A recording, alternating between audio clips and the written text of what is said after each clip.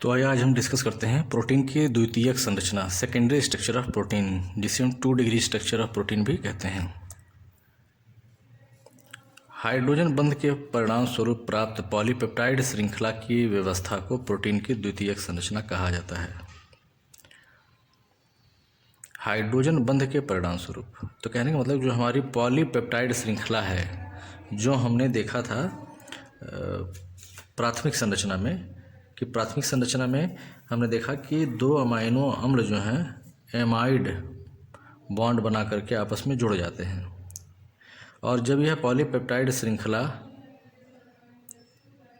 के जो CONH group है, एमाइड ग्रुप, जब ये आपस में हाइड्रोजन बंध बनाना शुरू कर देते हैं तो कहीं न कहीं से हमारी जो पॉलीपेप्टाइड श्रृंखला है उसमें घुमाव आना शुरू हो जाता है। ठीक है, तो पॉलीपेप्टाइड श्रृंखला में घुमाव आना शुरू हो जाता है। कुछ उसकी जो आकृति होती है वह सीधी न रह करके कुछ टेढ़ी मेढ़ी होनी शुरू हो जाती है। तो हाइड्रोजन बंध के परिणाम स्वरूप जो पॉलीपेप्टाइड श्रृंखला की जो आकृति नई तैयार हो जाती है उसी को क्या कहते हैं, प्रोटीन की द्वितीयक संरचना कहा जाता है। बात स्पष्ट हो रही है। जैसे अगर कोई पॉलीपेप्टाइड श्रृंखला है तो हर पॉलीपेप्टाइड श्रृंखला में क्या है, थोड़ी थोड़ी दूरी पर CONH ग्रुप तैयार हो जाता है। अब होता क्या है, ये CONH ग्रुप आपस में हाइड्रोजन बंध बनाना शुरू कर देते हैं, जिससे प्रोटीन की जो आकृति होती है वह लीनियर फॉर्म से हट करके कुछ घुमावदार सी हो जाती है। उसी को हम क्या बोलते हैं, प्रोटीन की द्वितीयक संरचना कहते हैं। अब घुमावदार संरचना जो है 2 तरीके से हो सकती है, जिसके आधार पर जो हमारी द्वितीयक संरचना है वो 2 प्रकार की हो जाती है।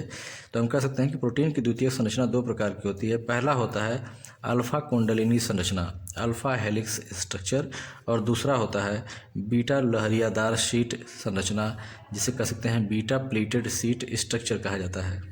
ठीक है, तो बारी बारी सब दोनों को देखते हैं। तो सबसे पहले आइए देखते हैं अल्फा कुंडलिनी संरचना। अल्फा कुंडलिनी संरचना क्या होती है? तो अल्फा कुंडलिनी संरचना हम सभी ने स्प्रिंग देखा होगा। स्प्रिंग में जिस तरह से घुमाव होता है उसी तरह से घुमाव वाली संरचना, यानी कि एकदम स्प्रिंग की तरह से ही जब संरचना हमारी पॉलीपेप्टाइड श्रृंखला की हो जाती है तो हम कहते हैं कि यह अल्फा कुंडलिनी संरचना है। तो जब हाइड्रोजन बंधों की उपस्थिति के कारण, हमने बोला था कि पॉलीपेप्टाइड श्रृंखला में क्या होगा, हाइड्रोजन बंध के आ जाने की वजह से जो पॉलीपेप्टाइड श्रृंखला है वो डिफरेंट टाइप की आकृति जो है वो शेप ले लेती है। ठीक है, जिसके आधार पर हम इनको क्लासीफाई किए हैं अल्फा हेलिक्स और बीटा प्लीटेड शीट स्ट्रक्चर के नाम पर। तो जब हाइड्रोजन बंधों की उपस्थिति के कारण प्रोटीन की पॉलीपेप्टाइड श्रृंखला स्प्रिंग की भांति घुमावदार कुंडलित हो जाती है तो इसे प्रोटीन की अल्फा कुंडलिनी संरचना कहते हैं। बात स्पष्ट हो रही है। यानी कि जब पॉलीपेप्टाइड श्रृंखला में हाइड्रोजन बंध इस तरह से बने कि जो पॉलीपेप्टाइड श्रृंखला की जो आकृति है वो स्प्रिंग की भांति हो जाए तो इसको हम अल्फा कुंडलिनी संरचना कहते हैं। इस कुंडलीकरण में मतलब कि जब ये कुंडलित संरचना जो बन रही है, ठीक है, इस कुंडलीकरण में अगर पॉलीपेप्टाइड श्रृंखला का एक अमाइनो अम्ल जो है ठीक है, यानी कि कुंडलित संरचना में पॉलीपेप्टाइड श्रृंखला का एक अमाइनो अम्ल का NH ग्रुप क्या करेगा, एक दूसरे किसी अमाइनो एसिड के CO ग्रुप के द्वारा, है ना। तो पहला, जैसे हम मैं यहाँ से स्पष्ट करूँगा इसको फिगर के माध्यम से। इसी फिगर को मैं थोड़ा सा, चूँकि हमने यहाँ पर पॉलीपेप्टाइड श्रृंखला बना दी है तो हम इसका एक अंश देखते हैं कि इसमें क्या होगा कि कहीं कहीं पर CO ग्रुप होगा और कहीं पर NH ग्रुप होगा। फिर यहाँ पर बीच का जो हमारा CH और R ग्रुप है वो आएगा, और फिर क्या होगा, दूसरे अमाइनो एसिड का, किसी दूसरे अमाइनो एसिड का CO ग्रुप यहाँ पर मान लीजिए आ गया, और उसके बगल में NH ग्रुप। ठीक है, तो इस तरह से करते हुए फिर CO ग्रुप किसी का आ जाएगा और फिर NH ग्रुप। ठीक, और फिर किसी का क्या होगा, CO ग्रुप आ जाएगा और किसी का NH ग्रुप आ जाएगा। फिर बीच में CHR ग्रुप आएगा और फिर क्या होगा, कुछ समय के बाद फिर CO ग्रुप आ जाएगा और साथ में NH ग्रुप आ जाएगा। फिर किसी का CO ग्रुप आ जाएगा और फिर किसी का NH आ जाएगा।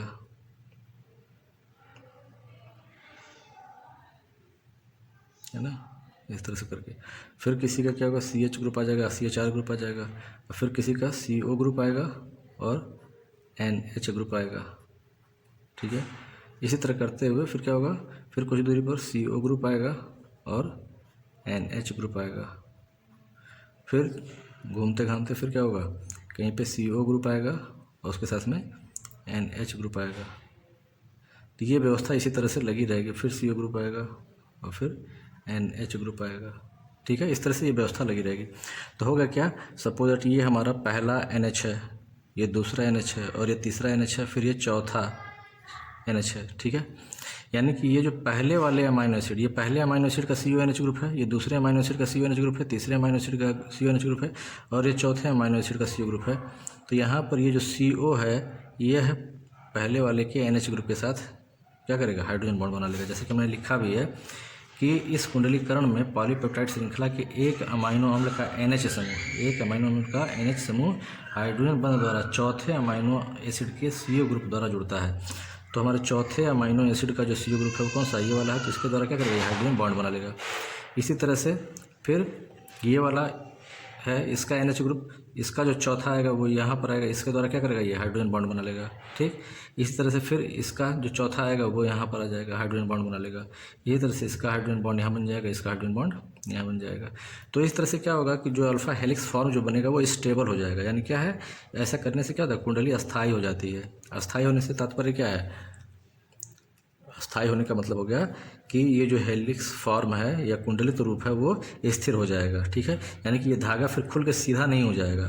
अगर ये हाइड्रोजन बॉन्डिंग नहीं होती तो अगर हम इसको घुमावदार बना देते तो फिर क्या होता है, ये अपने आप खुल करके सीधा हो जाता है। लेकिन यहाँ पर हाइड्रोजन बंध बनने के कारण क्या होता है, इसमें अस्थायित्व आ जाता है, ठीक है। तो इसी को बोलते हैं कि ये अल्फा हेलिक्स के फॉर्म में हो गया है। तो अगर इस तरह की संरचना बन जाए पॉलीपेप्टाइड श्रृंखला में, ठीक है, तो पॉलीपेप्टाइड श्रृंखला में हाइड्रोजन बंध की उपस्थिति के कारण इसका जो संरचना है वो स्प्रिंग की तरह हो गया, घुमावदार हो गया, कुंडलित हो गया। तो हम इसे बोलेंगे प्रोटीन की जो है द्वितीयक संरचना अल्फा कुंडलिनी संरचना है, ठीक है।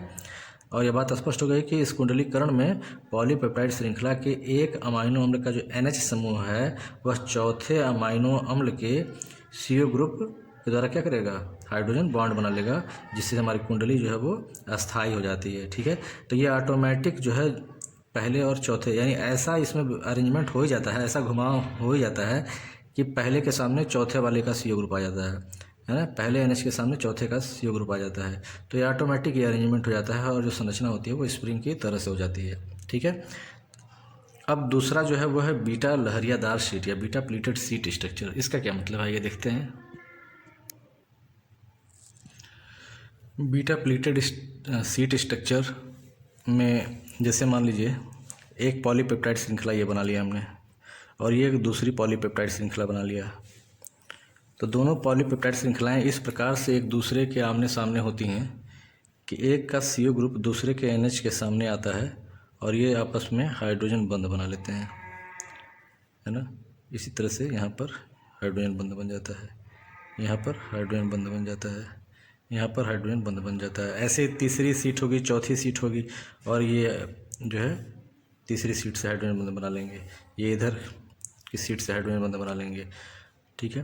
तो बीटा प्लीटेड शीट स्ट्रक्चर है जो है प्रोटीन का, उसमें क्या होता है कि इस प्रकार की संरचना में सभी पॉलीपेप्टाइड श्रृंखलाएं खुली हुई अवस्था में एक दूसरे के पार्श्व में टेढ़ी मेढ़ी रूप में व्यवस्थित हो जाती हैं, ठीक है। यानी कि जो पॉलीपेप्टाइड श्रृंखलाएं हैं वो क्या हो जाती है, टेढ़े मेढ़े रूप में ऐसे ऐसे करके व्यवस्थित हो जाती हैं जिगजैग फॉर्म में, और ये एक दूसरे के ऊपर इस प्रकार से व्यवस्थित हो जाती हैं कि एक सीट का जो CO ग्रुप है वह दूसरे सीट के NH ग्रुप के सामने सामने होता है और ये दोनों आपस में हाइड्रोजन बंध बना लेते हैं और इस प्रकार से ये अस्थायी हो जाते हैं, ठीक है। यह जो चादर है या सीट है एक दूसरे के ऊपर फिसलती है, ऐसे जो है फिसलती है, जिससे इस प्रकार की संरचना वाली प्रोटीन मुलायम होती है। रेशम की संरचना ऐसी ही होती है, ठीक है। तो हमने देखा अल्फा हेलिक्स संरचना देखा और बीटा प्लीटेड शीट संरचना देखा। अल्फा हेलिक्स में क्या देखा कि हाइड्रोजन बंध के कारण जो हमारी पॉलीपेप्टाइड श्रृंखला है वो क्या होती है, घुमावदार इस तरह की हो जाती है, जैसे स्प्रिंग की तरह से घुमावदार हो जाती है।